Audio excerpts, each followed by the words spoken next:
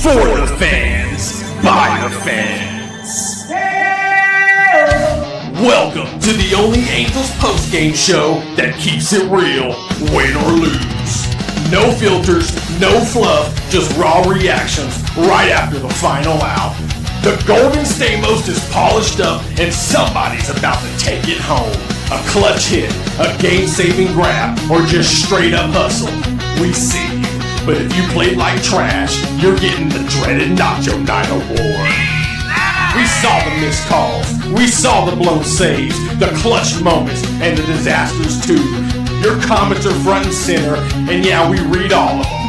Wanna let loose? Call in and sound off live. No scripts, no suits, no spin. This is raw, this is real, this is where the fans take over. This is the Heedy Postgame Show with Todd Fox. For the fans, by the fans. I'm a fox. My name's Todd. Hey, welcome into another episode of the Halos in the Infield postgame show. I'm your host, Todd Fox. We are here no matter what, win or lose. We were here the last couple nights thanks to Rob. I was celebrating my kid's birthday, so we were out of town. So I appreciate everybody asking what was going on and stuff like that. But hey, we're back. And I wish I was back on a night where the Angels walked it off like last night, but unfortunately not. And I really appreciate everybody coming on here, supporting my boy Rob, supporting the channel as we got big things to cover after this season with the Ducks.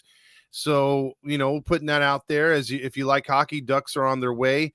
But if you like playoff baseball, we can't help you. And for 4 years that we're working on a full 4 years of being here as a network, we have not been able to provide or commentate or even think about playoff baseball in August and September. And it's been very, very unfortunate to not only us here on the Heedy Network, but just in general for the fans. Like, I hate going to games and seeing the other fans just laugh at us. I hate having just this overwhelming, just frustration leaving the ballpark.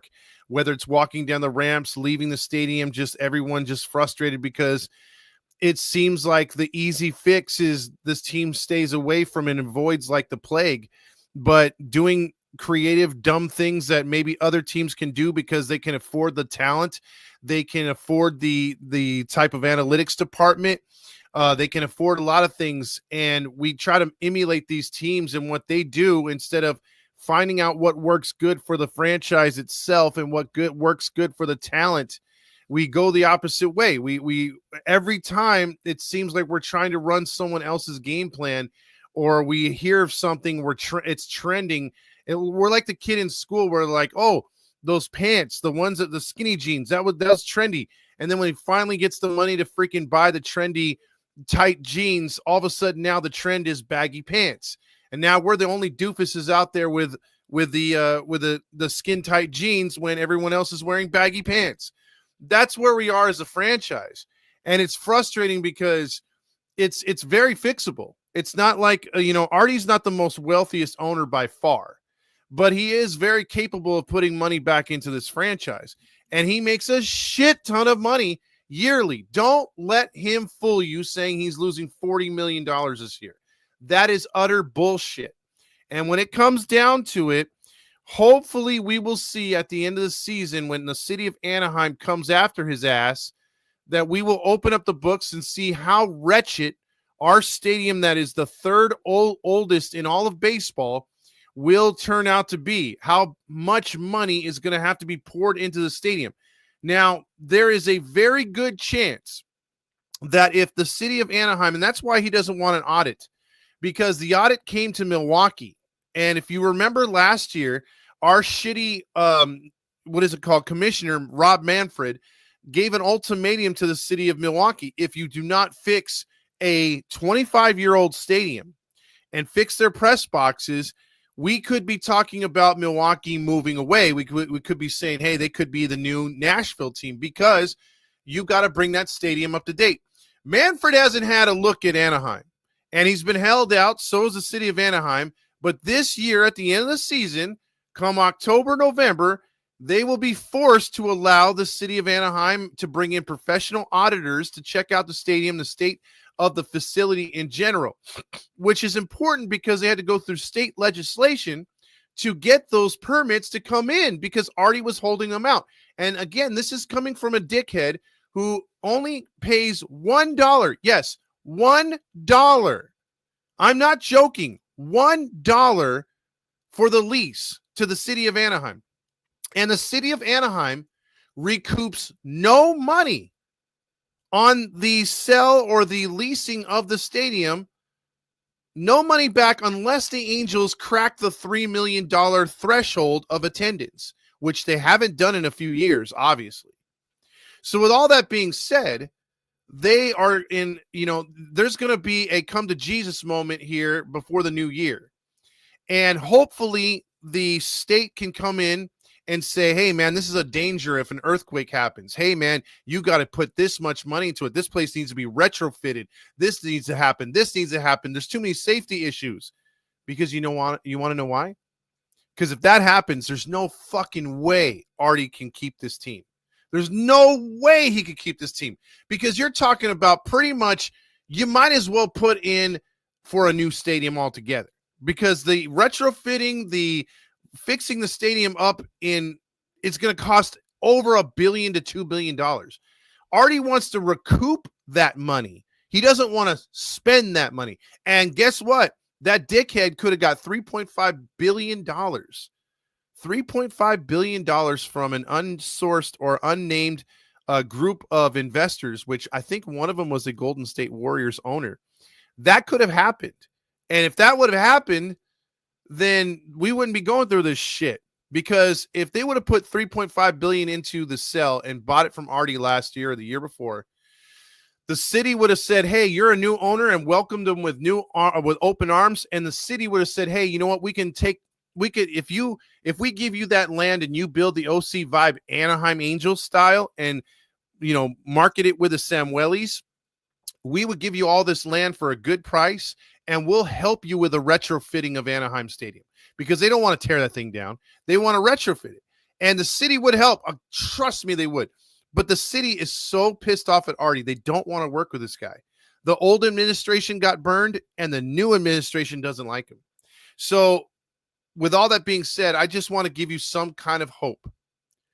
And why did I lay all this out as an Angel fan, a hardcore Angel fan, and talk about how it's frustrating to see everyone leave the stadium upset and everything? Is because we don't have much to hang our hats on.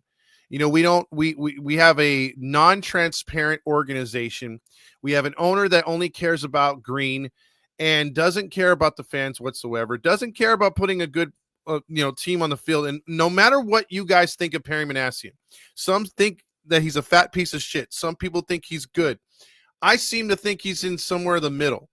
And we haven't seen his full capabilities yet. And I know for a fact right now, up until this season, unless these pitchers come through, he can't draft or sign a free agent pitcher worth a damn. But I will say one thing about Perry. He's done the best he's could to put together a good core of young infielders and outfielders for maybe the future, including a catcher. At least we've got that to be happy about. Pitching, on the other hand, not so much. Am I happy with what we've got as far as a manager, interim, whatever? No. Am I happy with the front office? No. Do I want to see more Torrey Hunter and guys from the 2002 season be in the front office and help with media relations and help with the fans and stuff like that? Yes. I think that all needs to work out and work itself out, and he needs to pay for these players. But again, we're talking about Artie Moreno, who is a lost cause in my opinion. If he hasn't changed his ways right now, what's the old adage? You can't teach an old dog new tricks, and you can't teach that motherfucker anything. He knows all. He is all. His ego reigns supreme. And until he goes forced out or unfortunately passes away, because I don't wish death upon anybody, even Artie Moreno, we're stuck with what we got. And again, thinking about this team making it to 81 wins now seems far off when it didn't seem that far off before, where fans actually bit into it and said, hey, man, maybe we can finish it about 86 and something and make a playoff run or be right there at the last spot, waiting to get in. It's over. I think tonight We are the patient on the gurney, and they just gave us our last few chest compressions, and the doctor looked at the nurse. The nurse said what time, or the doctor said time of death, and bam, stamped it for 9:30 tonight. 7-2 loss to the Mariners. That's it. I think you are fooling yourself if you're thinking this team's going to trade for somebody. I think you're fooling yourself if this team's going to make the postseason. I think you're fooling yourself if they've got a run in them. They don't. And you could see what happens over the last few years. Every time the Angels were at that point of, time of death, you could see the fact that guys like Mike Trout or other players started to go down with these phantom injuries, hitting the IL. And it's like, well, they're not playing through those injuries anymore. Now they're going to try to recoup because they know the season's over. They've thrown in the white towel. It's over. And I think that's where we're at right now. I'm not saying Chris Taylor's is one of those. But I know Ryan Stevenson is. I mean, dude literally comes back for one game, looks tough as nails. Next appearance, and he's oh, my arm, I feel some stiffness. No MRIs have been told. No updates about him. He just continues to flounder on the IL until just the other day they said 60-day IL, which basically finishes his season for the second straight season as an Angel. So I'm telling you, they've thrown in the towel. That's it. They don't chase wins. We're back to, okay, we're not going to adjust. We're back to not making smart decisions, not scoring runs, not taking the extra base. I mean, to me, as a former player, it's very frustrating to know that the main basic concepts from when I was a baseball player and we were in the first time around through the batting order and the pitcher was mowing us down, and we start to see a trend. We start to see, okay, what is he doing that's getting us out? And we go through the little book or the little chart that the bench coach has, because, again, this is before tablets and everything. And we're seeing, okay, he's going first pitch fastball or second or first pitch curveball, trying the corners first on the next pitches, and then nothing's in the zone the third and fourth pitches, and then he works an inside pitch or four-seamer, right? So we're picking up on the trends, and then we're also seeing, okay, we get a man on, and he changes his mentality. Now everything's down in the zone because he's trying to work a double play, or it's up in the zone because he's trying to get a fly ball. So, again, that's where the smart managers, the smart people invested in baseball and making this team better are going to see that during the game, if a pitcher's starting to pitch different when we get a couple runners on, A, that's a good thing for us because we see different pitches, and B, we can make him make a mistake and get a walk. This team seems to think of, okay, this guy's giving up a single and a walk. He's a little wild. Let's swing on the first pitch. No, motherfucker. What you do is you keep making him pitch those pitches because maybe he could load them up, and then maybe he falls behind and has to get you a get-me-over fastball. But all this stuff is ignored. Why?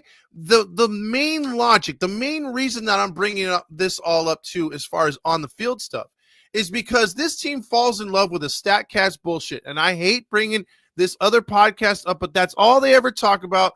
That's all they ever, wet themselves all over. Same thing with the fake-ass postcast guys who never go to games, who, by the way, went to his first game just the other night and pissed himself over it. But the thing is, it's just so funny how the art of baseball has never changed up until the last few years when these nerds get involved. And if you're a nerd, I apologize, but it's the type of nerd that is ruining baseball. Maybe you're a Marvel nerd or you're a comic book nerd or whatever, because I like comics too. But the thing is, the StatCast nerd doesn't belong in baseball. The thinking man's game does, because you're out trying to outsmart the other person. You're trying to outsmart the other team. And it just doesn't go, like, a lot of that gets thrown away. That's why Mike Scioscia, to me, is revered, because, again, he could read the situation. He could he could read the room and understand, okay, this needs to happen for this to happen. This needs to happen for this to happen. We could do this and this will happen. He's already thinking 3 to 4 steps ahead.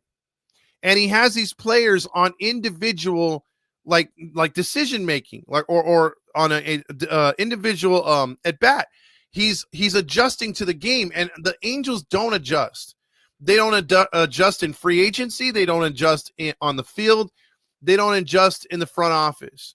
So if things are changing, they don't do it. And if they do adjust, it's way too late. Just like the first analogy I brought up when I was talking about skinny jeans, the Angels are all about it now when you got other teams with baggy pants. We're always a step behind, and it's freaking annoying. So, again, we're not getting beat by the best teams. We're getting outschooled by average to below average teams. We play head-to-head with some of the big-name teams. We shut them down. Again, for all this talk about Perry sucks, for all this talk about Enright sucks, or the manager sucks, and I'm with you on that one a little bit. The only thing that Montgomery's brought is more patient hitting, but even then on nights like this, you got to pull the trigger, and it's still not surprising. It's still surprising me the fact they're not bunting, they're not doing the small ball. For teams that struggle scoring, that has always been one thing to go to. If you can't score, you gotta make the opportunities to score. You gotta push forward to get the runs to score. You gotta make opportunities. You can't wait for the other team to make a mistake and give you a curveball, and then all of a sudden, hey, home run, hey. No, the home runs will come when you start putting pressure on the opponent. The home runs will come when you're starting to work good at bats and you're starting to put the ball in play. You don't need a home run right away, but this team falls in love with a home run way too much, and that's another thing that kills it. And again, you're talking about having the same strategy for Mike Nelson Trout that you would for Louis Renifo, and you see how good that works. So I have a hard time believing that this team's going to be anything better than what they are right now. And I just don't see same thing with Ruben. I mean, look, the most engagement we've ever gotten on this channel is whenever we mention anything about Mike Trout. And Mike Trout, again, to bring him up will always be the focus. And people say, stop hating on Trout. Stop making him the focus. Well, he is the fucking face of the team. Ohtani's gone. Rendon was never a part of this team. Mike Trout is the face of this franchise. He chose to be. He was loyal. He said, I'm taking the big contract. So he's the face of the team. So when the struggles are there, who do they put the microphone to? Who always walks away and does not take the freaking microphone and the lead and be responsible, win or lose? Mike Trout. Mike Trout hates interviews. Your leader has to be front and center. That's why right there, what JL says, I'm all for it. Zach Neto is your freaking El Capitan, and he will be for a while. Mike Trout, you got any player on this team, if they're going to be a leader, has to lead by example and lead by play. If you don't have those two big qualities and you're not able to be charismatic and take the brunt of a loss and own up to it, even if it's the fucking pitcher who gave up 8 runs in the first inning, I could have did better. Mike Nelson Trout could have did better. I could have gotten a couple hits. I left a couple guys on. I struck out tonight. It's on me tonight. Yeah, I've Trout, but you lost by 8. Yeah, but we're not talking about that. We're talking about what I could have did to inspire these guys. You know how much that would make a difference for the franchise and for the fans itself and for the players? You got to believe. You got to be a leader. You got to be the guy. If you want to be the man, well, that's what comes with being the man. That's what comes with being paid the highest.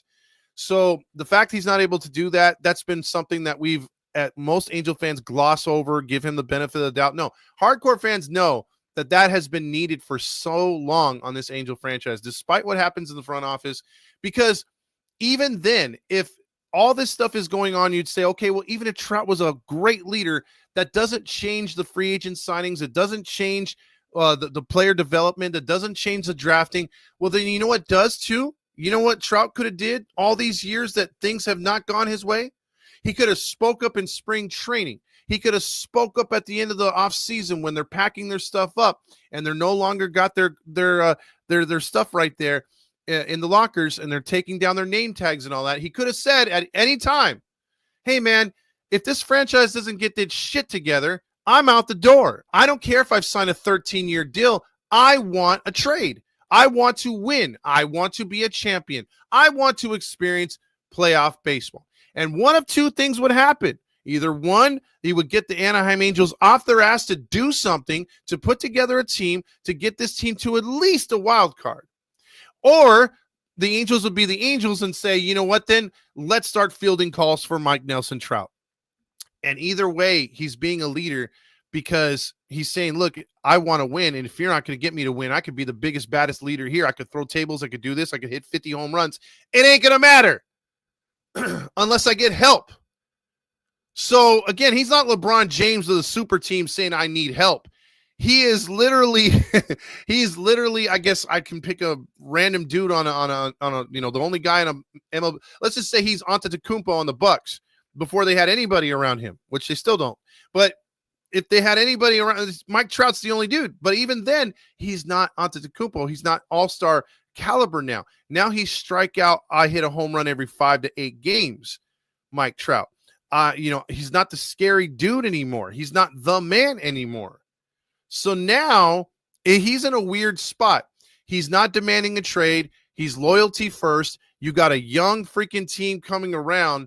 And now what's going to happen is Mike Trout is going to be that 6th or 7th option. If this team wants to win, you're going to see Mike Trout bat where O'Hoppy's at.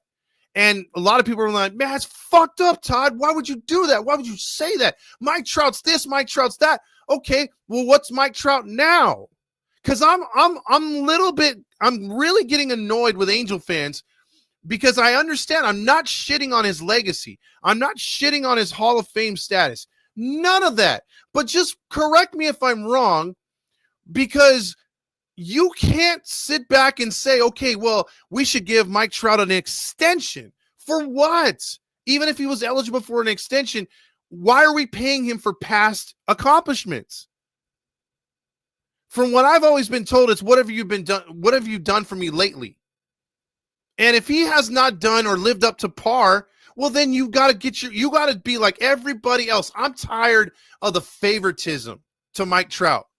Seriously. And I'm making this about one part of it, about my rant about Mike Trout, because if he wants to be the man again, leadership, speaking up, and you move to the back of the bus until you can get yourself to the front of the bus again. Meaning you go to the bottom of the order, the seventh man in the order.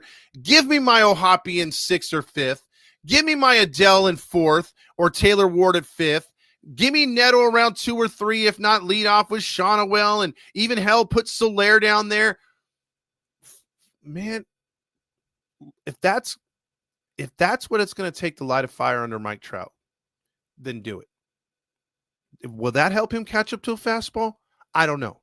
But to me, if I'm the manager, that's worth a try. And not just for a night or two to just fluff him a little bit. No, fucker, you're staying there. Number 7, you better get used to it because that's your fucking spot. And roll with it. And then see what he does. You got to push people sometimes. You just can't sit there and say, oh, well, he's Mike Trout, so just put him in the freaking driver's seat. No, it doesn't work that way. It doesn't work that way. It's frustrating because, again, I just wish this team and this organization would understand what it takes to make a winner, what it takes to keep a winner, and what it takes to fill the stands with enthusiastic fans who care about the franchise. Because right now I can tell you, you can always get people to come into Anaheim Stadium because certain companies buy up season tickets and give those out as favors. You have schools that get free tickets, or the district gets tickets, so they pass them out to kids and stuff, which is good. And, create new fans and everything, but you're showing them a shit project. And you get the soccer moms in there and whatnot, or the guys who are talking about their accomplishments, not really caring about the game, coming in around the 2nd or 3rd inning, leaving around the 7th inning, just so they could say, hey, we stayed there for the what is it called? The 7th inning stretch. I want the real fans back. I want the fan, and there is a lot of you that have left and said, hey, I only want to be around a couple, I only go to a couple games now because I'm pissed off at Artie, and I have no problem with that because, again, that to me is a true fan, because you could say, okay, well, that doesn't define a true fan. True fan should be there no matter good or bad. You still have a right as a fan, as a hardcore fan with your years of experience, to say, you know what, I've had enough of the owner until he leaves or until something happens. I want to step away. That's your right. Just as it's your right to curse, or not curse, but boo. I know how they are in Anaheim Stadium. They don't like you to curse. But, there's certain things, like I said, if you stay away from personal attacks, if you stay away from religion and family, then, as long as you're talking about the players play, like when I played, if a player would obviously say something about my mom or something like that, then yeah, I'd want to jump into the stands. But fortunately, that never happened to me. But hearing all kinds of stuff about you suck and you're this and you're that, I can take the personal shots because, hey, that's what I signed up for. I'm now in the spotlight. I'm a part of the media. I'm a part of the team. And see, we didn't have social media back then, but that's what I would have to live up to. People hating on my social media, liking it. I never experienced that part of it, but that's what the players had to deal with this too. And that's why some of them don't have social media. But long story short, the team, we want everyone to come back. We want everyone to enjoy the game. We want everyone to be part of this thing and go to the playoffs. There's a whole generation that hasn't experienced it. And unfortunately, like guys like myself, guys and gals like yourself that are online here, that are on a show, that obviously you're smart for being here because you guys are the real fans. You're not the AM 830 crowd. You're not the other crowd that's on that stupid ass Cocked On Sports or Locked On Cox. You guys know baseball, and it's not fluff sessions. It's not, oh, let's just talk about the bonuses tonight. Let's talk about the positives. We scored 2 runs tonight. It's like, no, dude, we've seen enough of that. We know that that's not winning baseball. Scoring 2 runs. We brought up the records about how, 4 runs here, and you got 7. When you score more than 4 runs, they're the record compared to when it's 3 or under. You understand that. But the team itself doesn't, or they don't give a shit about that. I mean, again, this team loves to do StatCast. The other podcasts love to do StatCast, but the only ones that I care about and that you care about should be wins and losses. Again, Mike Trout could be a 152 hitter, but if he's the leader in the clubhouse and people believe in that 152 hitter, and he does come through every now and then clutch, and if it works for the culture and the franchise and we're winning, I don't care if Mike Trout is batting 152. The fact of the matter is, as long as we have more wins and losses, that's all I care about. That's all you care about. It's nice to have a guy hitting 40 home runs every year, knocking in 100 RBIs like he used to do, but those days are gone. But again, if he can contribute in other ways and help this team win, I don't care. Again, I don't care as long as we have the right people in place, and it doesn't matter what their religious background is, what their creed is, whatever. It doesn't matter. All I care about and you care about is a winner, and we want what's best for the franchise, the city, everything, right? But we don't have this, the way we care about this team is not the way the ownership cares about this team. And I've seen over the last couple years, 2-3 years, talking to council members. Mind you, I've done my homework. I know a few council members. Hell, we had a charity for the Philippines for kids that were abused and orphans, right? We gave money and donated to that cause, and we got to get a couple Anaheim City Council members involved to then help us donate as well. So we've done stuff with and I pick their brains when I talk to them. And I ask them what's going on with the city of Anaheim. They could tell me what they could tell me, and that's about it. And I know some stuff that the public doesn't know about yet. I know some ins and outs stuff. And I know there's a love-hate relationship by both sides. They kind of put the love part out there in the media, but the hate is really behind closed doors. And I talking to one of them, I just said, man, I really wish that this franchise would be on the same page with the city, and the city could have that love relationship like they do with the Ducks. Because I talked to one, and one told me straight up, the freaking relationship with the Ducks is amazing. The city loves the Samuelis. Can't say that about Artie Moreno. And again, this stuff is going to come to a head before the new year. We're going to find out the Skaggs stuff finally. Because that was supposed to, this thing was been delayed by his attorneys over and over and over. It's been delayed, but I think they've gone through the final delays. We're going to hear some ending stuff with Skaggs, and then we're also going to find out about the city getting finally access in to do a full audit of Anaheim Stadium. And the next time you go to Anaheim Stadium, look in the rafters, walk through the stadium, and understand the many pitfalls, why there isn't more broken ankles, twisted ankles, people falling down the stairs. Look by the right field foul pole against the wall, that last ramp before the ramp that the buses come out, or when they bring the players out, or the the stuff for monster trucks in that right field corner by the Jumbotron, the pavilion, that last stairway before you hit the back end where the Pac-Man starts, right? Look at those stairs and how they are shaped. There's several spots in that stadium. Just look at it and think to yourself, how do people not try to sue Anaheim Stadium more? And fake injuries, not only just fall on accident, fake injuries right there. There is many pitfalls all over that stadium. There's rusted out iron and steel all over that place. When I used to go there as a kid, that place was stable as fuck.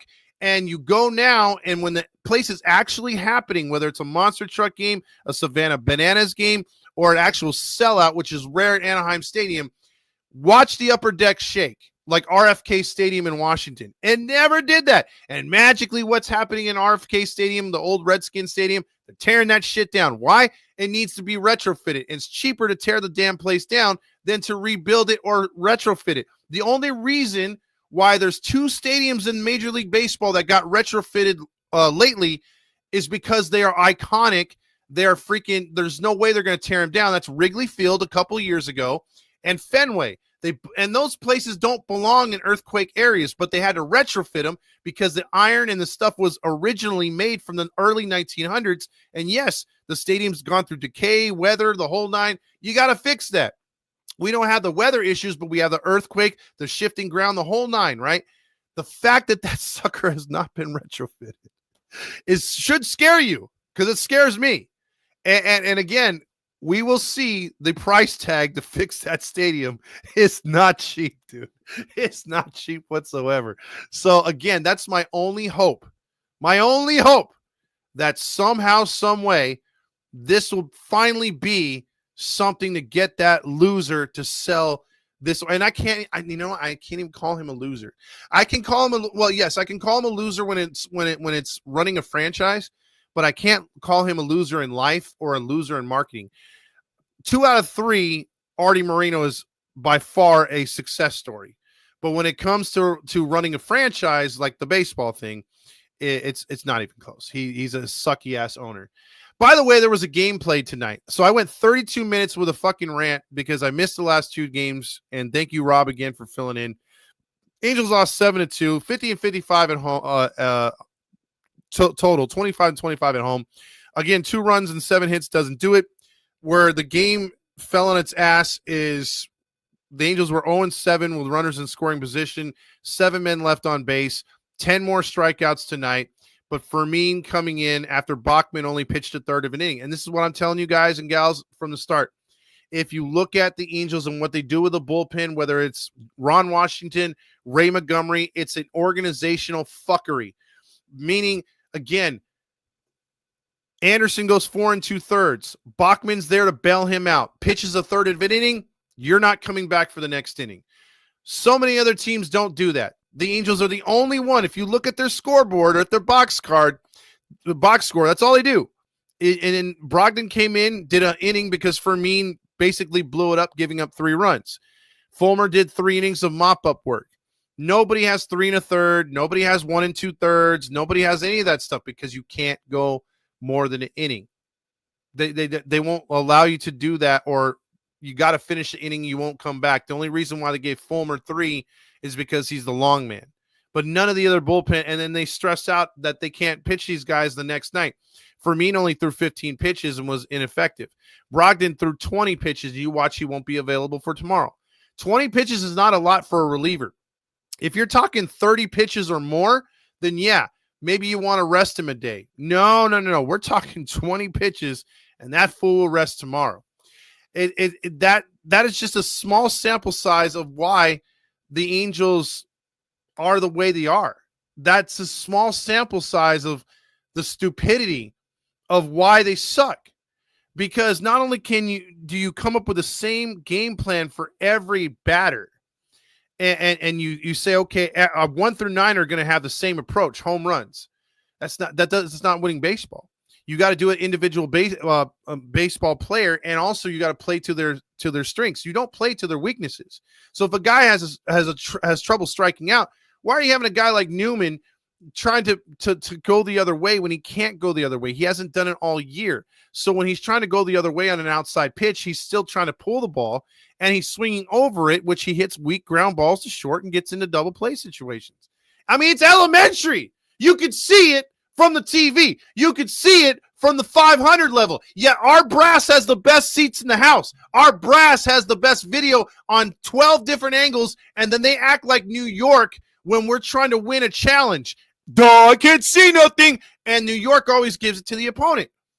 That's what happens with our franchise. Like, you can see what we need to get done. You could see what needs to be changed. And yet the Angels are still convinced that they know what they're talking about. The fans don't know shit. So when you call into AM 830 and you're like, hey, man, I'm really sick and tired of wasting my money on a crap, click. Hey, man, I really wish that they would have pulled this guy. Hey, don't talk about him like that. He's a good player. And I think that he sits on a funk right now. Watch, in the next 4 games, he'll be all-star worthy. And then you say, hey, I think the manager's making the wrong. Hey, don't get on Ron Washington like that. He's got a heart problem. And then you got to talk about Ray Montgomery. Ray Montgomery's doing a great job. Oh. That's Trent Rush. That's the whole brass. That's everybody else always shining up that turd for you. There's a big, gigantic turd on the field. They're just polishing it, just continually polishing it, because you could smell it. You can smell it. You can smell it from the moment you walk in. No, it's not Kathy's cookies. It's the shit that you're about to sit through for 3 hours. It's the shit that you said, okay, I'm willing to pay $20 for this piece of shit on parking. I'm willing to pay $30 for preferred parking. I'm willing to pay another $30 for some Kathy's cookies because, goddamn, it's like crack. And then you walk in there and you're like, okay, I need a hot dog for my kid. I need some candy. And all of a sudden, the tab's up over $200 at least. And then you're sitting there. That's if you don't buy the Big A burger. Big A burger with extra cheese on the fries. That's like $40. So you walk down there, you sit in your seat, and you're like, okay, these seats have been here since Edison Field. Nothing's painted. Okay, it looks like shit in the outside, but hey, they got the Pac-Man races. They've got the cars. They got the hats spinning. They got a DJ tonight. Oh, Deo, Deo, Deo. And then you're into the game, and the Angels can't do nothing. It's always the same shit. To get a couple runs early, don't do nothing the rest of the game. And they scratch across a hit here, hit there, but then they go into a rut, and you're like, wow. Why are they going into a rut tonight? Why is it that they were up 2-0 early, and then the starting pitch? They adjust. The Mariners adjusted to the Angels' free swinging, and now the Angels are continuing to free swing while the Mariners are now pitching around that, and they're getting the ground balls and the pop outs and the strikeouts, and they're getting them to be overly aggressive. Oh, let's just wait here for the Angels to adjust to the Mariners, right? Do do do do do do do do do do do do do do boom boom. Oh, they haven't adjusted yet. The game's still in the 7th or 8th inning, and the Angels haven't done nothing. They're still stuck on 2 because they don't adjust. You could just sit there and most of these games are predictable. And that's sad, because if you're predicting them from the seats or you're predicting them from the house, there's definitely something wrong. And again, you can't tell these guys shit, number one, because they won't allow you press passes like myself. I'm not going to go into the press conference acting like this. Obviously, I know you have to put on a face, but there's ways to ask questions. There's ways to make statements and catch these guys off guard as someone in the press. And I know how to get around the coach speak so that you have to make them answer a real question or answer with a real answer, not just a cliche. So with that being said, they're not going to let guys like me in there. And Anaheim, I mean, the Dodgers, at least with them, they're like, hey, man, you want to come in here? You want to ask questions? You get the credentials. You can be Joe Schmo from a podcast and get the credentials and go in there. Artie and them, they save face. They don't give a shit. They don't want the realness out there. They don't want to hear. They rather say, hey, Neto. They want someone to ask, hey, Neto, what's your favorite color? What was your favorite song growing up? How was it like to live in Florida? Do you like the sunny weather in California? That's stuff for like Angels Sunday Afternoon magazine on Bally's, like their little show that they propaganda all the time. But when you want to know what really happened in a certain at bat in the 5th inning, or what was your reaction when the umpire didn't give you the strike zone you wanted, or why did you make that move, Montgomery, when you know you have better arms in the bullpen? Why did you take out the starter too early? None of these questions, which aren't hardball questions, which are legitimate fan and also questions that the media should be asking, are never asked. and they are never followed up upon as well. We have one or two media members that follow the Angels that actually ask questions. Other than that, there's nobody. Nobody gives a fuck. And it seems like our team gets a pass. And again, if you're not going to check somebody, they'll continue to do the same shit if unchecked. So it's still like when you're growing up and there's that kid in the neighborhood that's just an asshole. His parents never take care of him. They never check him, and he's able to do whatever the hell he wants to. Well, guess what he does when he gets into school? Does whatever the hell he wants to be, and he's an asshole. And if the teachers aren't, and the teachers check him there, but then he lashes out, they go to the parents and say, hey, get your kid under control. They're not checking him again. Well, guess what? He's going to go right back into school and be an asshole and still piss everybody off and still be a dick. And that's what happens with I feel that the team, the Angels, nobody checks them. The league doesn't check them. We're supposedly one of the biggest markets out there, LA, and we're allowed to suck. Now, I don't think this would go over in freaking New York. If the Mets didn't have Cohen and the Mets were still floundering, Manfred would step in. There's no doubt. But he's not stepping in here, and that's the problem I have. You got to call it down the line. If the Angels want to be pompous and say we're Los Angeles, well, by God, start treating us like Los Angeles. Get a real freaking media in here to check these assholes, and then get Manfred in here to be like, hey, this is unacceptable. This is one of my biggest markets. How can we suck? How can I help you to make things better? At least start on that end. But no, we don't get nothing. We don't get nothing. And that's why this team can continue on its just whatever way of doing things. There's no accountability. There's no checking of the organization until maybe at the end of the year. That's when I'm trying to hold my hat and put my hat on and say, please let the city do its job and wreck Artie Moreno, force him to sell. It's a big if, it's a big hope, but there's a chance. We have a chance. Because again, there's not much to stats to get into tonight. There's no reason. Usually we break down the game, we give you the stars of the game, we give you the the guy who sucked tonight. I mean, might as well give it to Fermin.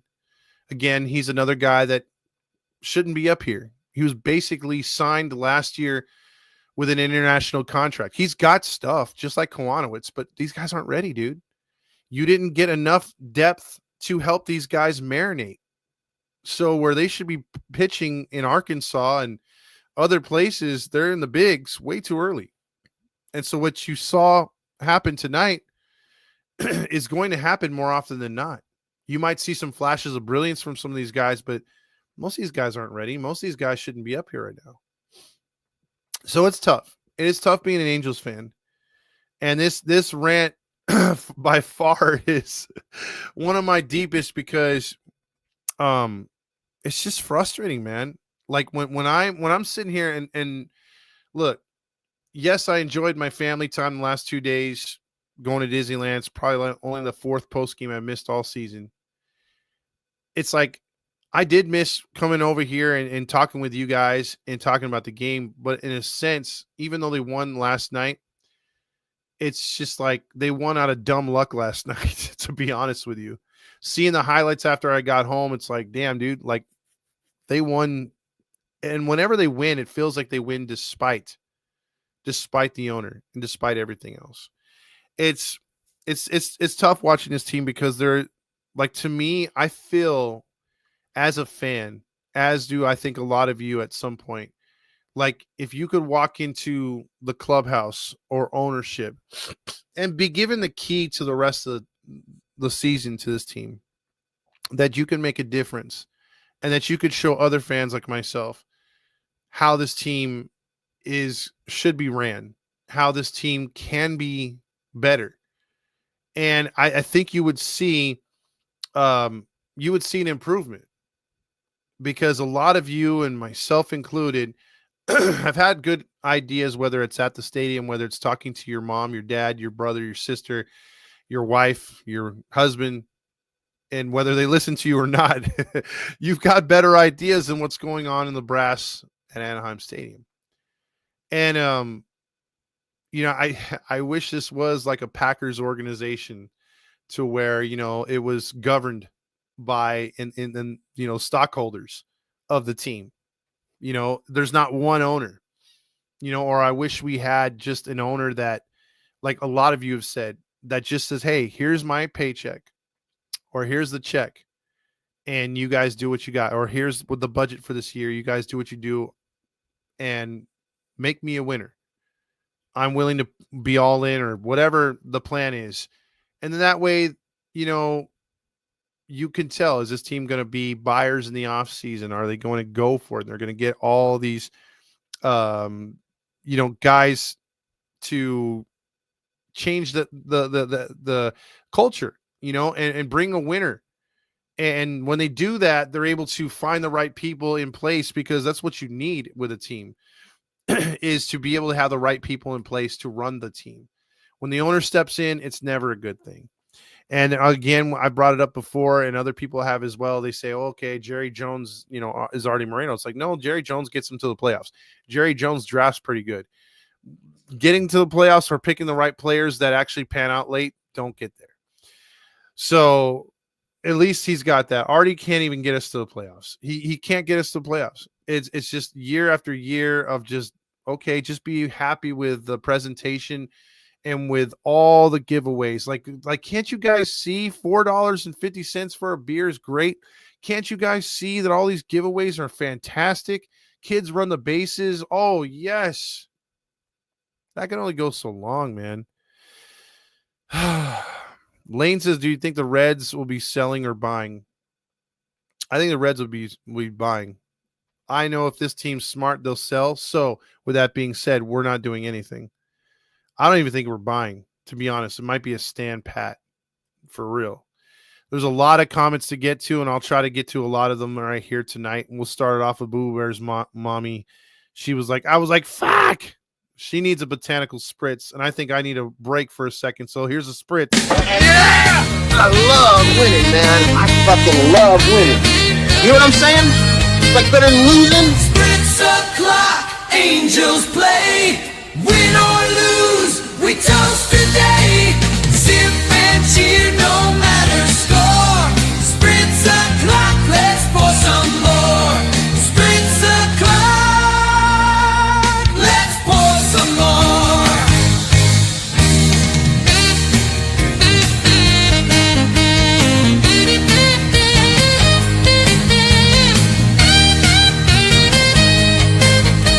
Spritz o'clock, let's pour some more. I love winning, man. I fucking love winning. You know what I'm saying? James says, I totally agree with you saying the Angels are predictable. It was perfect, and I appreciate that. Other people saying about the can't even score runs with the bases loaded. Terrible bringing in Fermin and Bachman. A lot of you guys are reading the ones over here on TikTok. Rangers fan here. Wish you guys would have won tonight, but chance to take the series tomorrow. No, there is no chance for us to take the series. There's a chance for us to even the series, but there's no chance of us taking it. Yeah, we are going to be sellers, that's for sure, if anything. Also, she said, I was like, fuck. Also, am I the only one here? Oh, that was earlier. Also, Montgomery blows. He only has the job because he spritzed on Artie's face. James Malou says, this loss is on Montgomery. Why take Anderson out only to use Bachman for one batter, then bring in Fermin to blow it? And again, that's what pisses a lot of people off. You can't go more than a third of an inning. If you end the inning, you're done. You don't get a chance to come back the next inning unless the game is out of reach. Also, it's been 11 years, and the only person reasonable is it's been 11 years, and the only person reasonable is Artie Moreno. I don't think so. Chris says, fuck you, Angels, for losing on my birthday. You only get one walk-off win yesterday when I was there for my birthday party game. Well, technically they won for you. Also, Miguel says, I swear Montgomery better not even be thought of a manager for next year. There's a pretty good chance. I'm telling you. Balls, and buttercupped. Were we buttercupped tonight? Dear little buttercup, won't you stay out? When? You and I will settle down in a cottage built for two.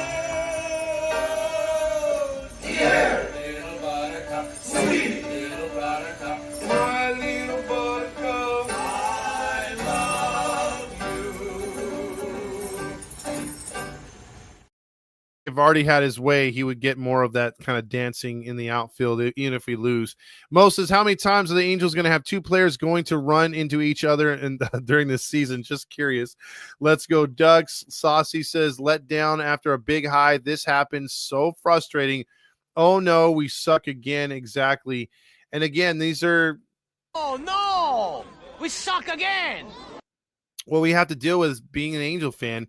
JL says, back in the day, the team wanted to play for a Cowboy. They wanted to get him a championship. They sure did. They really tried hard. I don't see the Angels doing that here. Boo Bears Mommy says, Artie doesn't care. He wants to move the team. I've been saying it since he took over the ownership, and you've been right. Eric says, it's pretty bad when even FanDuel is hinting that it's probably best we trade Ward. That was some atrocious managing there tonight in the 6th inning. Good old analytics at its finest.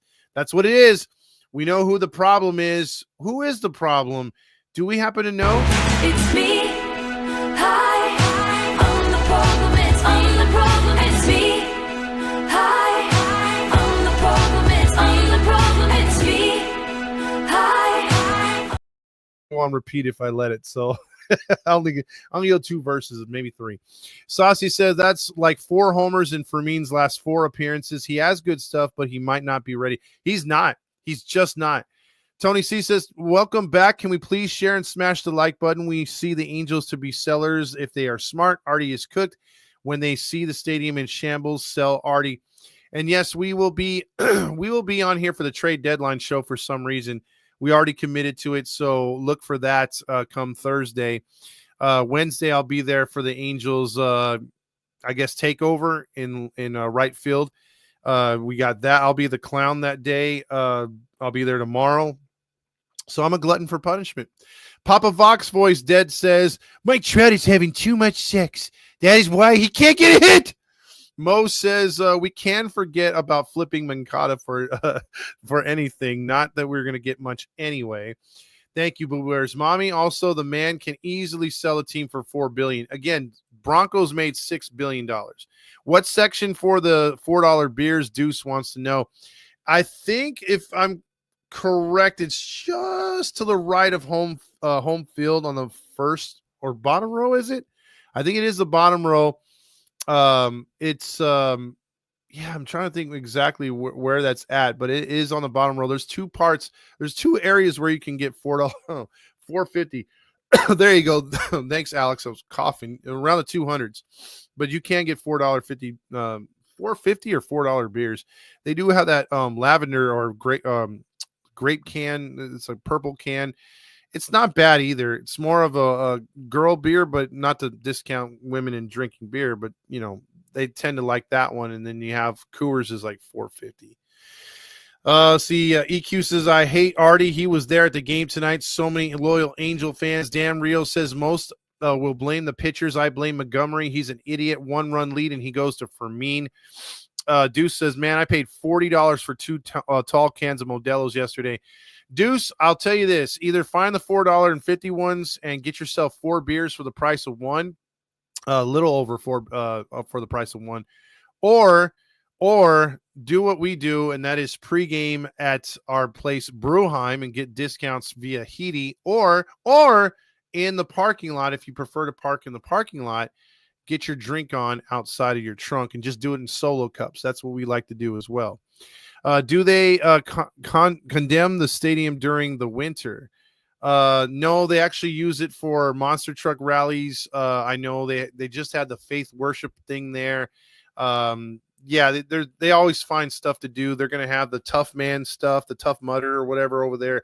So there's always something going on at Anaheim Stadium, plus other high school and college teams come down there. There's always something. So that stadium will always get use. Artie still makes money on it in the off season. Trade Ward while he's hot. Patrick says it's 100% Artie Moreno is the problem. Josh says I got $100 for my number 17 bobbleheads. That's good. Did you sell them on eBay? Because on eBay, you could possibly get a lot more with the Japan market. I sold one for $100. I sold the Mike Trout and Ohtani one, and that one of the ones because I don't have any more Ohtanis up there, but I had Ohtanis up there, and I sold that one for $100, and I sold Otani MVP one for $80. So I never get under $60 on those overseas. Plus they pay the high shipping, so good for them. Pre-game is the way to go. Alex says, I wonder why Artie was there. He is never there at games, only once in a blue moon. I bet you he got caught on camera because, again, why would he be there? He's still there more than the cocked on guys, locked on cocks. He's been there more times than them, and they're supposedly reporting on the team. Eric says, besides Detmir, Kikuchi, and Soriano, there is not one pitcher on the roster who is expendable, in my opinion. Between drafting and free agent signings, it's just shit. And that's what the problem is until you're able to fill those gaps with actual good players and talent. Because, again, guys like, what's it called? Newman and Mancada and freaking Wade Jr. I mean, those guys aren't there. Joshua says, are we buyers or sellers? Come on, man. We're sellers all the way, if anything. There are so many loyal Angel fans that deserve better than this garbage-ass team with a fucking owner that doesn't even like us or the franchise. Agreed. Chris says, we fucked ourselves in the Mets series, even if we split against the Mets. That first game set us back. That first game one against the Mets, man, that was a kick in the balls. Also, tough times right now for you Angels. Absolutely, Brandon. You think there's a chance Artie gets forced out by the city. That's why I was talking about the stadium. If they say, hey, you know what? You got to pay for retrofitting. This stadium is unsafe. Yeah, there's a huge problem because then the city can go to the league and then the league has a problem with the city and then all hell breaks loose. So, yeah, they're going to have to prove that stadium is in tip-top condition or at least doable for the foreseeable future.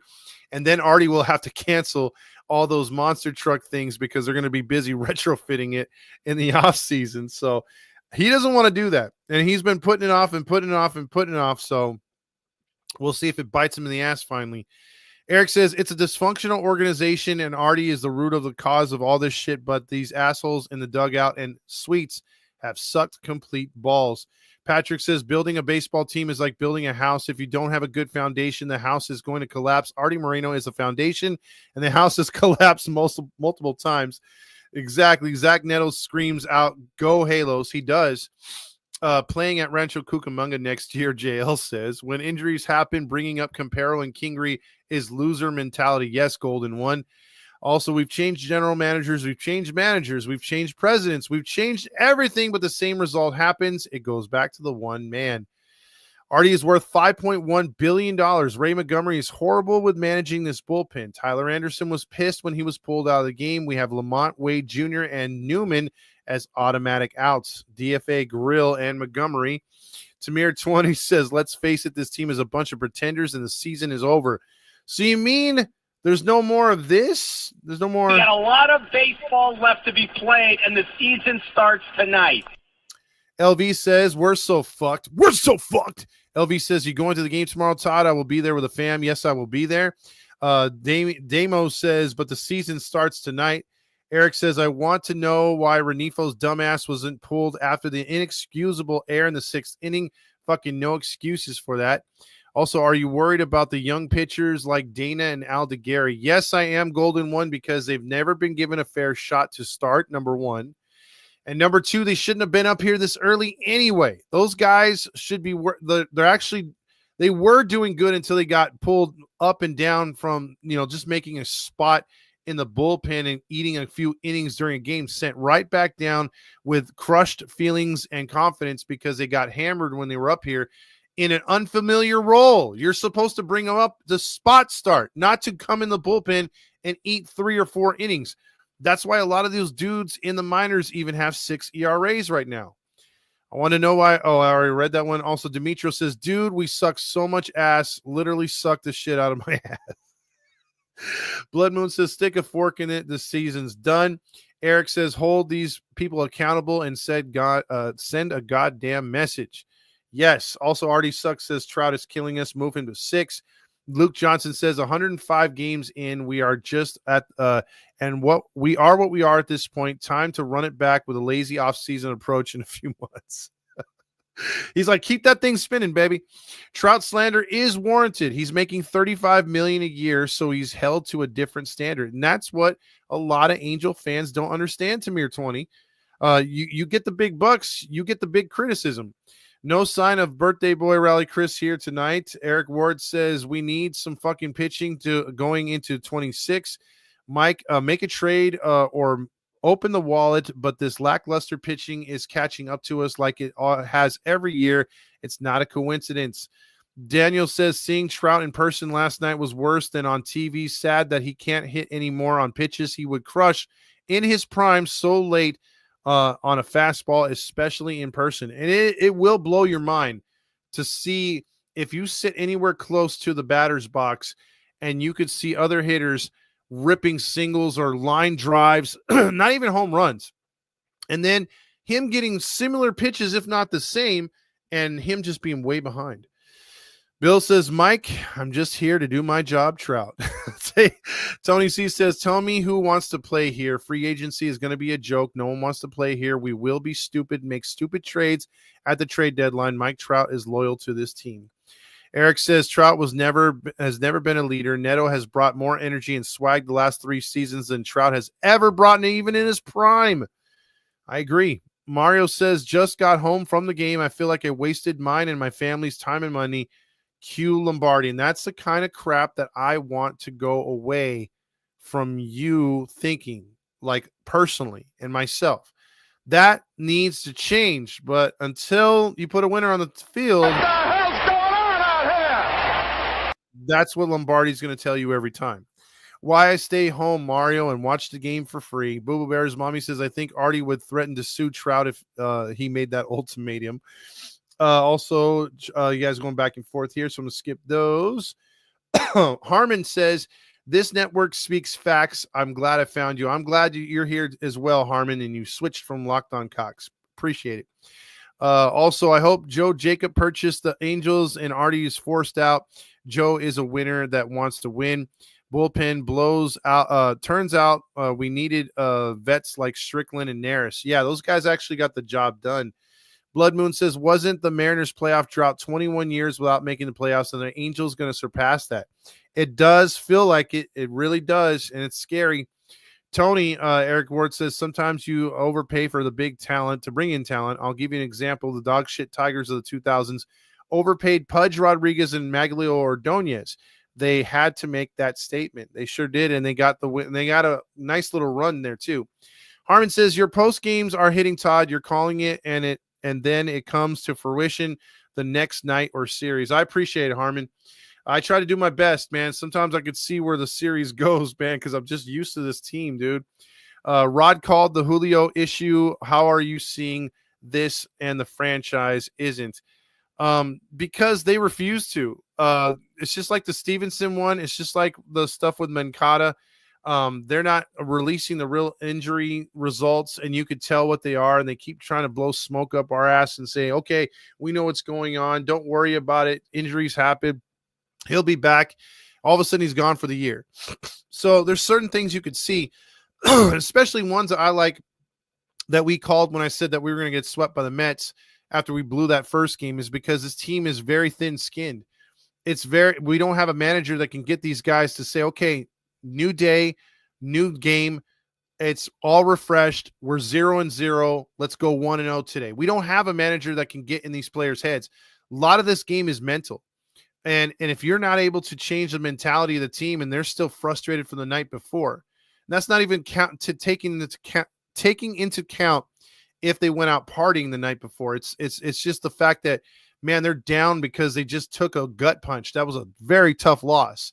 So you got to rally these guys together. You got to get them ready to go. You got to get them pumped. You have to have a good strategy. And if they're able to bite into the strategy, then that's when the execution happens. But you could see it. I mean, they were already they were dead in the water before game 2, and they showed it. And then game 3, you saw the results there as well. Miguel says, honestly, Trout needs to be on the field because just being DH is messing up with his rhythm of the game. He isn't engaged, which I think is messing with his at-bats, and that's probably a part of it, but then you risk him getting re-injured.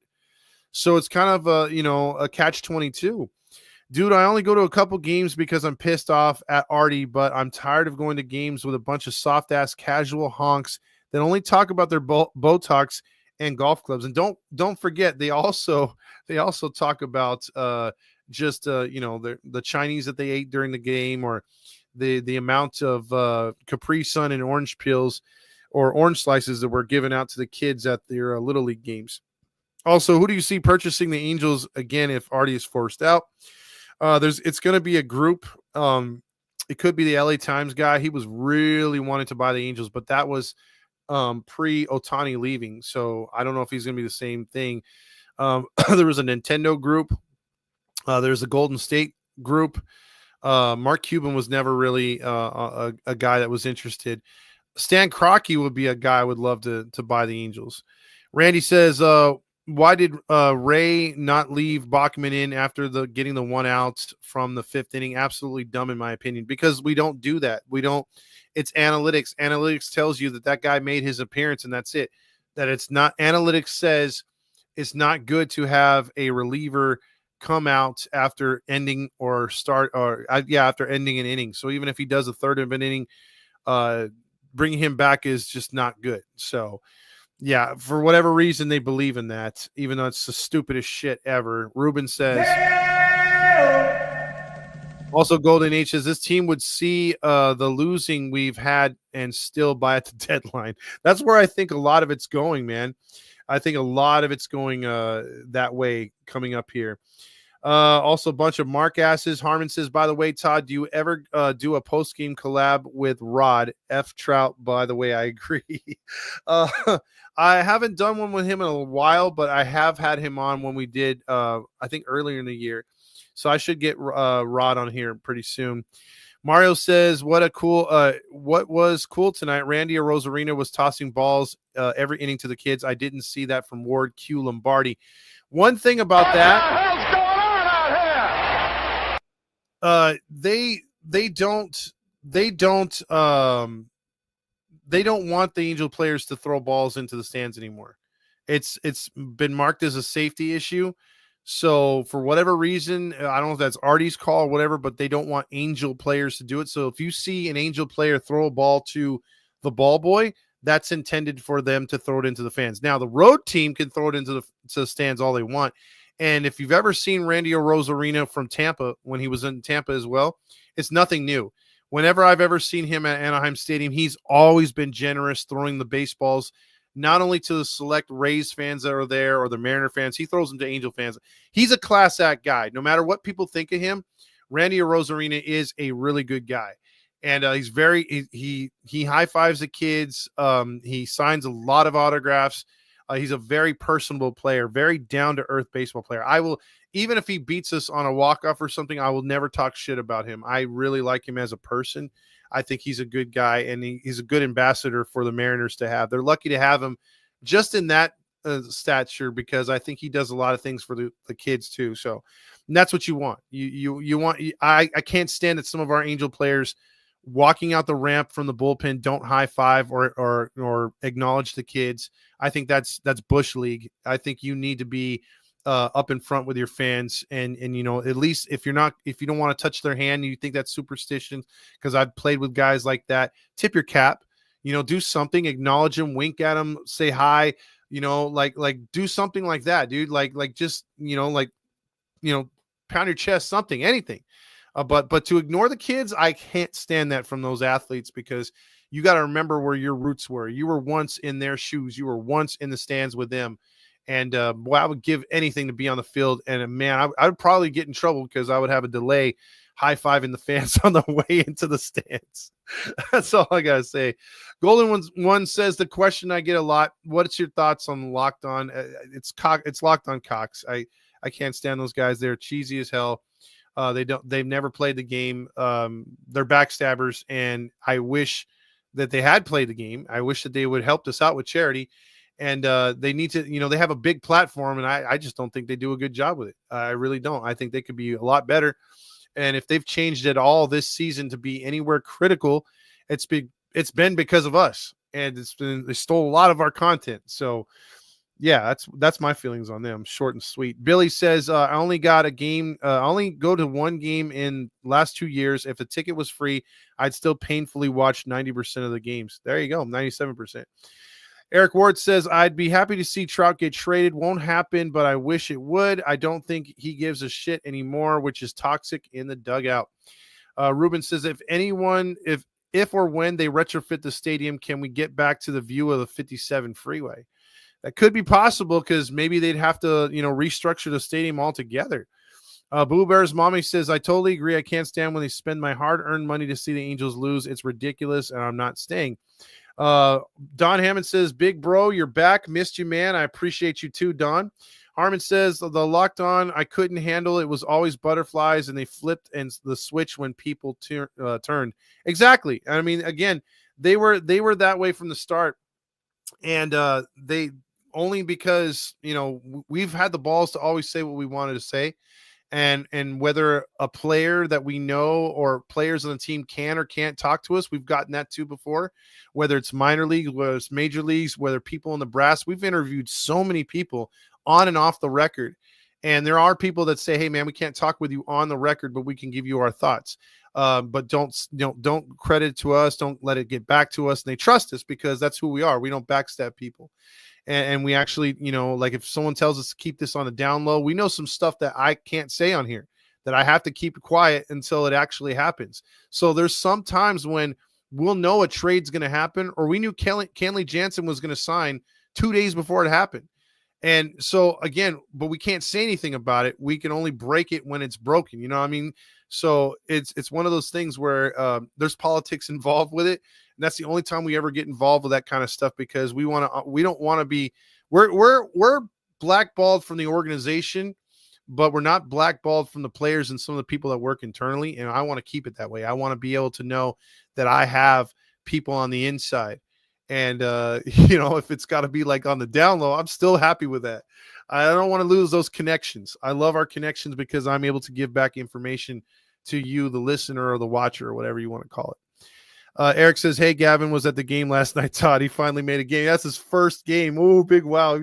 He peed himself, Eric. He peed a little. Eric Ward says, he's fat. This fat son of a bitch is going to drown us all out. Calm down, okay? He's fat. He's fat. Mo says, tell us what's happening with the city. Tell us about the bodies that are hidden. I can only say so much, Mo. Same thing with Corey. I brought that up earlier. There is a big come to Jesus moment by the end of the year. And if they get that audit approved, the state forces them and lets them in along with the city, there's going to be hell to pay. And unless they pay off, unless Artie can pay off the city, he's got some explaining to do at least. David says Angels are not great. Tell us something we don't know. Halos Forever says, I'm a true fan, but we watch games at home where it's a lot cheaper. It would cost us close to $200 for a game on a Tuesday night with tickets, drinking, and parking, etc. That's the problem. But see, as much as that is, that's not as much as Dodger Stadium. That's like 2 or 3 times what that is. But I could see where you want to have a safe place to watch it. And if you watch from home or you take the discounts and stuff like that, you could save some money. But yeah, you can't go to multiple games. Herman says the series was a letdown. I thought we would take at least 3 out of 4. We are better than Seattle, and that's not me being facetious. I think we are better than Seattle. It's just you gotta execute, and this team does not execute, even with the talent that we have. They could be a thorn in team sides, but they just don't execute. How could they trade away Garcia and Estevez last year and release Moniak? Well, because you're on your way to a 99-game losing season.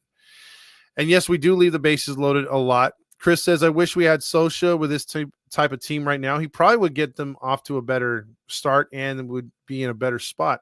Toothpicks are holding up this stadium. Daniel says Trout's mentality of winning has been gone since once he became loyal to an organization that doesn't care to win. So why should he finally catch on? He was lied to every year and with the same shit.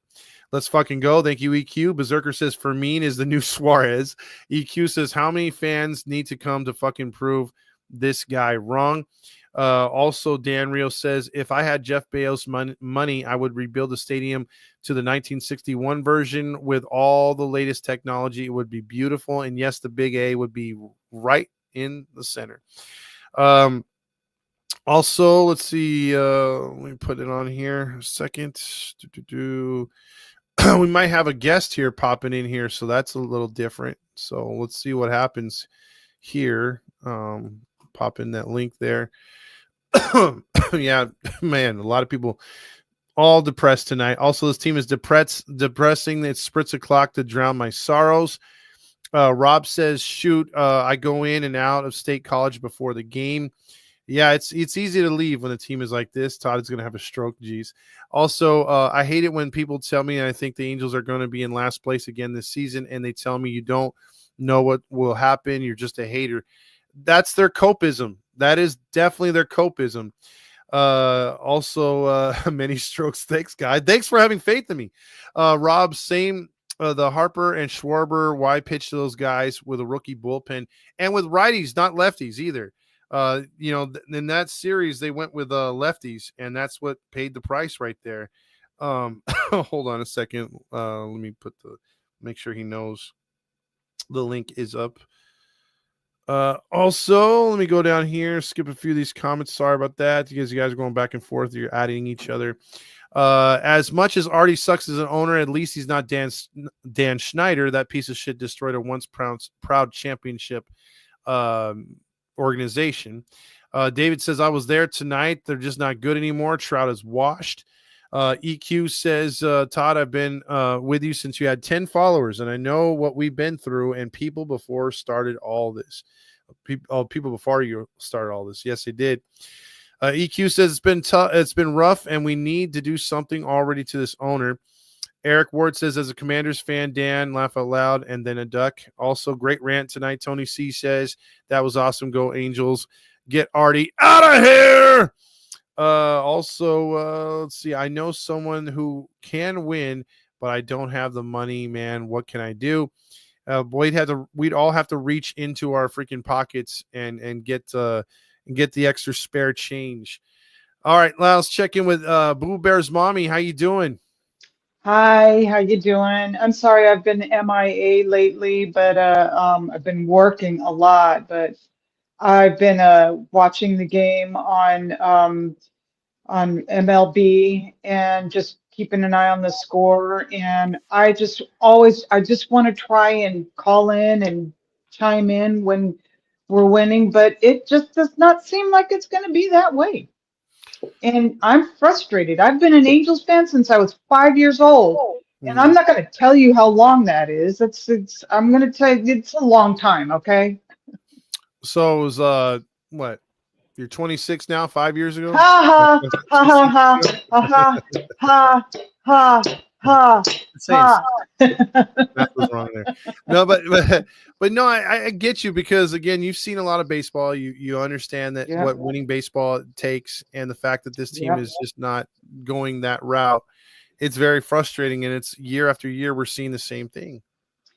It is, and it's really frustrating, and it's I used to blame Perry all the time too, but here the scouting guy who is at the front line in the trade, in the draft, whatever you want to call it. I forget. My brain's not working. I worked hard today, and he blew that second pick. We were number 2, and he blew it. Gave number 3. Happy birthday gift. Yeah, the Mariners came up on it, Kate Anderson, and again, I don't know if he's going to be the real deal, but if he is, that's another stain on the Angels. I mean, I'm rooting for the kid that we got, Brennan. He has a tough story. I am too. And I hope he comes through. But yeah, I mean, I was just like you. I was like, man, he's right there, surefire guy. So I'm hoping that Brennan is also a surefire guy, but like, I mean, look, when they made the Neto move too, I didn't have faith in that either. I'm like, who's this Neto kid? So we'll just have to see when that happens. But with Perry's track record, I can see why you doubt when it comes to pitching. Yeah, exactly. Exactly. It just, anyway, I just wanted to call and tell you, just keep hitting the nail on the head. And you just, just keep telling it like it is, man. And I love you guys. I love all you guys at Hitty, and just thank you for your time. You let somebody else rant. All right. Well, I love you too out there. And if you're gonna be at the game tomorrow, No, I am actually going to spend the day with my niece. well, that So you're I'm probably gonna have a way better time. I probably, huh? Yeah, Maybe me not being there will help them win. Maybe me not paying attention to the game will help them win. So maybe. I mean, maybe. I mean, that's what it maybe takes. But be with your niece. Enjoy that family time. yes, absolutely. And I will. I haven't seen her in a couple of years, so this is going to be really nice. Well, I hope you have a good time tomorrow. Thank you so very much. You take care. You too. Okay, bye. Bye.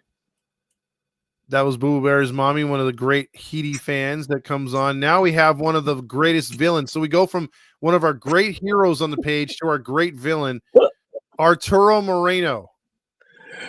Hey, what's all this about? Spending time with family. Spend time with the Angels. We're your real family. Well, if we're family to you, why do you treat us like this? Oh, because we're family. I don't act like this around perfect strangers. What do you think I am? Some kind of a rude guy? You gave us Christmas in June, and that didn't exactly work out right. All I have to say about that is you're welcome. So I say we have Christmas every month. So I heard you were in the stands tonight. I was. And let me tell you something. The service stinks. I asked for a mojito, and they said they don't have any of those there. What kind of a place is this? Listen, Artie, listen, you're always drinking alcohol, and I don't know how you get around the stands. What are you talking about? Well, I mean, it's obviously you're not exactly in your finest moment. You're inebriated tonight. So. Where are you getting at? I'm just trying to say, maybe you should be making real important decisions while sober. Oh, here come the judgment calls from Mr. Todd Fox. What's up your kilt, pal? So first off, I'm not Irish. I'm German. So Native American too. Oh, sorry about that. What's up your boots? My lederhosen. Your lederhosen, Herr Todd. Oh man, get me all fired up. I'm gonna have to bring Klaus in here. Well, no. Wait, don't bring him in there because he threw me out of the stadium last time. But on the real, Artie, it's been a while since we've talked to you. I have to ask you the question: Are we going to be buyers or sellers? Because everybody on TikTok and all the social medias that I'm sure you have no idea what they are, pretty much want to know if we're going to be selling or buying. I'm selling and buying. I'm selling the Angels to all of you fans, and you're buying it. Let me tell you something, Todd. My pockets are lining up. Hey, I gotta be honest with you about one thing, though. I'm a little nervous with all this fame and fortune I have. All the celebrities nowadays are dying off. I might be next. First, it's Hulk Hogan. Then it's gonna be me. Listen, I think the fans would look. Don't take this the wrong way, Artie, but I think the fans would enjoy it if you're just saying that. You're a kind fellow. Well, you I are. don't mean in the way that you're thinking it, but yeah, everybody is dropping like flies. We lost Theo Huxtable. We lost Ozzy Osbourne. Hulk Hogan. Who next? Kurt Cobain? That happened like over 30 years ago. Who next? Abe Vigoda? He's been dead for a while as well. Who next? Chick Hearn? Butter's getting hard. Jello's jiggling. Wait. Now you're turning me on. Where's the bologna at? Wow! Sapphire, get in here. Hey, Todd. I actually have one slice of bologna left. Let's see if I can get this. I'm going for left cheek. She's about, what would you say, girl? About 20 feet away? Okay. Hold on to that chair. Here it comes. Should I go frisbee, Todd, or just toss it? I think you should just toss it. See if it hits. Okay. Now, again, for those that don't know, he's trying to, his intern, not his wife, for reasons unknown, he's going to throw a piece of meat and try to land it on her set butt cheek. Go ahead. Oh, it's not meat, Todd. It's bologna. Woo! Here we go. And a one, and a two.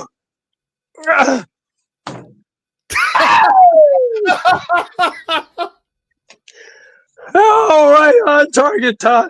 I'm telling you, it's like when in the old days at the bars when I used to play darts. Woo! Go Angels! Either you threw it and hit the door, or it cracked her skull. That was not her ass cheeks. That was the biggest thump ever. It was a big piece of bologna, Todd. You better check if Sapphire's still breathing. Hold on. Oh, boy, she is on the floor. Hold on a second. Sapphire, get up. Oh, I need 2 cc's. Everybody clear. Oh, she's back. Man, whew. She was like Nikki Sixx right now. Wow. You're pulling out all the references for Oh, all the young. I'm on fire tonight, Todd. Eric is your buddy Eric says, Eric, how are you, boy? Oh, I miss that guy. He's the greatest guy in the world, Todd. He'd give you the shirt off his back, and he'd throw the buttons in too. He says A-Train, baby. He wants to hear you chug shorts. I'm walking closer to Sapphire. So here I come, girl. Check it. All aboard! Check it. I think I can.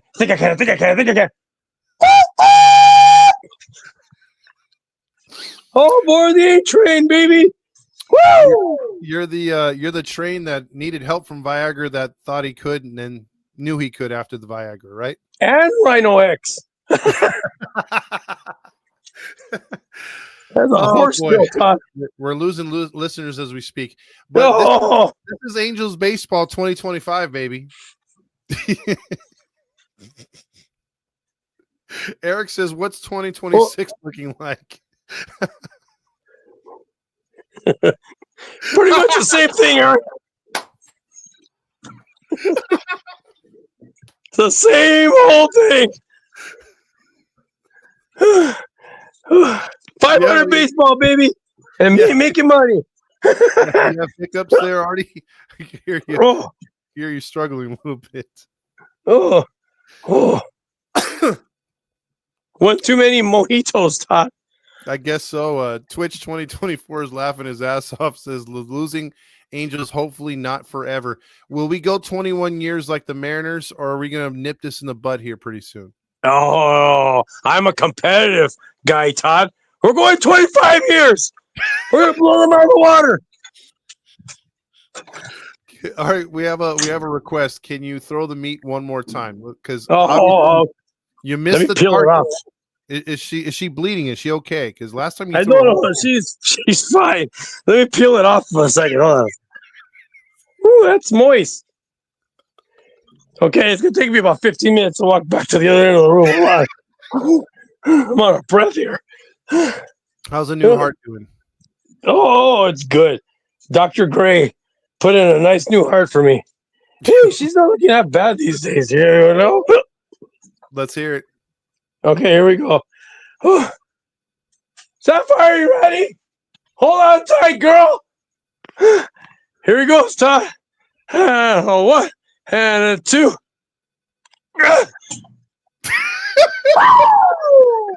I got the other one, Todd. I got the other one. That was on target. I mean, be honest with all of you. They're pretty big targets. Oh, boy. I don't call her saddlebags for nothing. Here comes Tofuti. Tofuti just ran into the office. Here she comes. She's a quick one, that Tofuti. She walks on all fours, huh? Oh, let me tell you, Todd. No, I'll tell you another time. We're on the air. Yeah, whatever. Let's see. Twitch 2024 says probably 65 years and no playoffs. Alex says Anthony Rendon is the highest paid water boy in history. How about your number 6 guy in Houston right now? You liking him? I love him a lot. I think he's doing great. And I love water. You know how much water's in beer, Todd? I don't know. Do you water down the beers? No. That's where I get my water from. Well, listen, Artie. We really glad to see you back at the stadium. We want to see if maybe.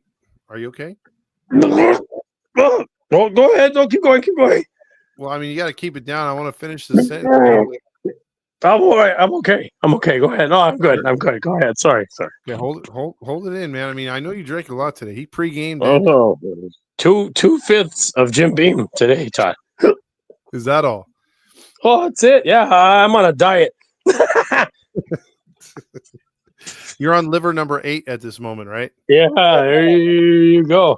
You're right on, Todd. You're right on. All right. So what we need to do is we need to know, Artie. Yeah.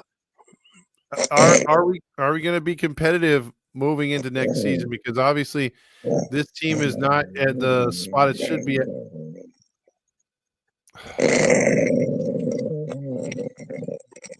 Dude, this guy is falling asleep while I'm asking him a question. Yes, I do believe men should have the right to an abortion. What was the question? I'm talking about the 2026 season. Do we have something to get excited about? Yes, I'll be there. Hold on to your shorts. It's going to be a hell of a season. 2 games under 500, baby. Woo! Artie, you're the reason why we suck. Matthew says Artie Moreno, cryo freeze Trout and put him next to Walt Disney. Or should you cryo freeze yourself and keep ownership of the team for the next 100 years? I'll do better. I'll cryo freeze him and put him next to Austin Powers. Maybe we'll take his mojo. That's a movie, Artie. Oh, I thought I saw that on the news somewhere. Never mind. It's not on the news. That's a bad 90s movie. Oh, okay. Can Sorry, I bent down. Can one of these times, Artie, can we get an interview where you're not either pissed drunk, throwing meat on a stripper's ass, or being the unknown meat, or possibly get some real Angels questions answered? I would be lying to you, Todd, if I told you it's Oscar Mayer bologna. It's not. It's great value from Walmart. Hey, I may be rolling in the dough, but I like to get a good deal. These stick better. That's how you became rich. Oh, yeah. Exactly. Well, thank you, Artie, for the time, and we appreciate you coming on. As always, you don't answer any of the real questions. I thank you too, Roger. Thank you for everything. It's Todd, by the way. Oh, Todd, I'm sorry. Oh, God. Sorry, my eyes were crossed for a second. Well, listen, even K Dog Slick says, please trade Rendon, number 6. Yeah, sure, whatever you want, K Dog. Well, whatever you want. I don't think that's going to work. K-Dog, he's not exactly in his right mind right now. Hardy's, well, when has he ever? But he's really drunk tonight. Is that fair? Say that again. You're freaking me out. You sound like a robot. Thank you, Artie, for being on again.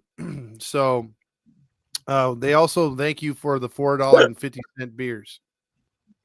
Oh, you got it, fans. Go Angels! Woo!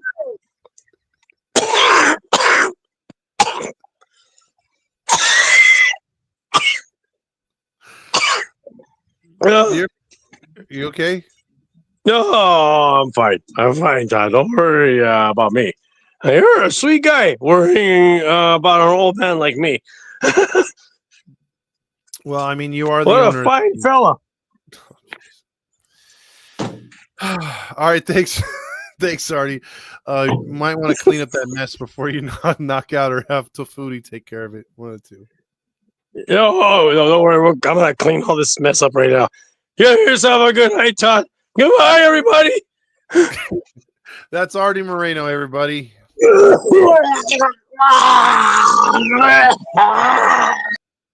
Yeah, he's just lost it right now. Jeez.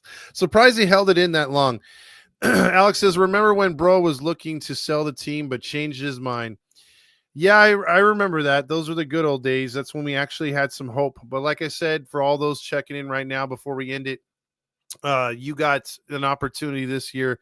At the end of the year, hopefully, Artie Moreno gets taken to task by the city of Anaheim because they are going to invoke their lease options where they get to have to. They're going to send in independent auditors to evaluate the stadium. And for a guy who's paying only $1 for the entire year as a lease, the city of Anaheim is not making money on the city or on the team because they're not generating $3 million, which is part of the contract. So another thing that needs to be ratified and reimagined is the contract with Artie Moreno and the city, the land development, whether he gets the money or not, or whether he gets this the land or not. And if it's the right money, if it benefits the city, because I think the city's a little tired of being taken advantage of over and over and over. So that's the reckoning that hopefully comes at the end of the year, along with the Skag stuff that will finally be addressed as well. That's a good reason why when you go to Angel games, you don't see Aiden Hart and you don't see in remembrance of Skaggs, because it's a ongoing thing, which Artie doesn't look too kindly on those days. So, all right, with that being said, it's been an interesting show. We had the owner of the Angels on late. We talked and I ranted a lot about the Angels baseball team and how I think tonight is the night of all nights to say, okay, the patient has passed on the gurney. They are done. And I think the Angels season has come to an end as far as playoffs. I think it's the best case scenario, which I don't think is going to happen. But the best case scenario, in my opinion, is to sell, get rid of all the veterans that you possibly can, keep the young core together, keep the young pitching together that we have and let them grow. But guys like Anderson need to go. I think the only vet that you keep is a guy like Kikuchi. Obviously, he's under contract for 3 years. So, I mean, you possibly could get a lot for him, but I don't think that'd be wise. I think you're going to need to build around him and Soriano and the rest of the guys next year. But with that being said, Taylor Ward's got to go bye-bye. A lot of these guys got to go bye-bye. And you got to load up that the minor leagues, because the minor leagues are so starving for some talent. We don't have enough down there. Joshua says the mayor of Anaheim needs to step up. She already has, or he already. No, she already has. She's already gotten into the Anaheim City Council in their panties in a bunch because she jumped out there before consulting them. So she's already on it. She already does not have a good relationship with with the whole situation going on there with Artie. Deuces wants to know when we're going to be on Thursday. I think it's the final 3 hours of the deadline. So unless something breaks early in the morning on Thursday, we will be on likely around 11 or so, maybe a little earlier than that. It's either 11 to 2 or 11 or 12 to 3, something like that. But we're going to be on doing the trade deadline show, keeping you up to date on what's going on and what's not happening. And then from there, yeah, we'll see. But Wednesday I'll be at the stadium doing the whole takeover thing, and then yeah, I'll be there tomorrow, most likely Monday and Tuesday. So, like I said, I'm a glutton for punishment. We'll see what happens, but those are the key dates as the season is, I think, officially dead as far as playoffs. I think right now you just gotta, try to play out, try to get these guys individually ready for next year, keep them healthy, no major injuries, try to get some sort of chemistry going before the end of the season. Play with pride. Play with a lot of pride. Don't just go out there and give half-ass performances. Let's try to put something together, win despite Artie and the rest of the guys. So there you go. When do you think the city will audit Angel Stadium and let Artie know? That's going to be at the end of the season. That's going to be likely, I want to say, around late October, early November. I know it's going to happen before December because they got to do it before the new season starts of upcoming events. Do you think they'll call up the draft pick before the season ends? No, I think that'll happen, Mary, in spring training. I think they'll get a cup of coffee. All those, or at least a good majority of those guys will get a cup of coffee in spring training. And then if we see the number one pick, that might be somewhere maybe next year in May or June. But he's got to ball out Brenner before that would happen. Artie would give herpes a run for its money if it was popular. There you go. So there you go for tonight. Angels lose. Appreciate the super sticker there, Boo Bear's mommy. Hopefully we see you guys out and gals at the Angel Stadium in 260. I'll be there tomorrow.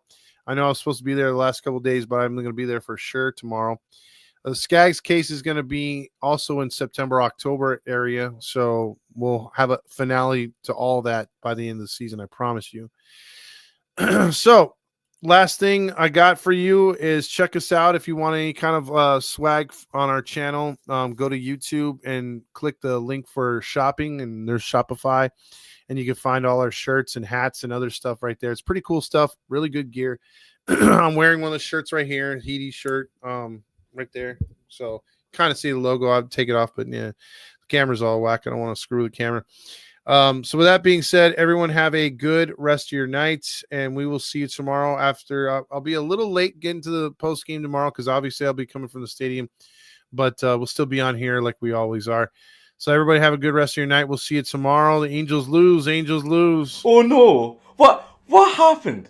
Oh no, how terrible. That's just awful. How terrible.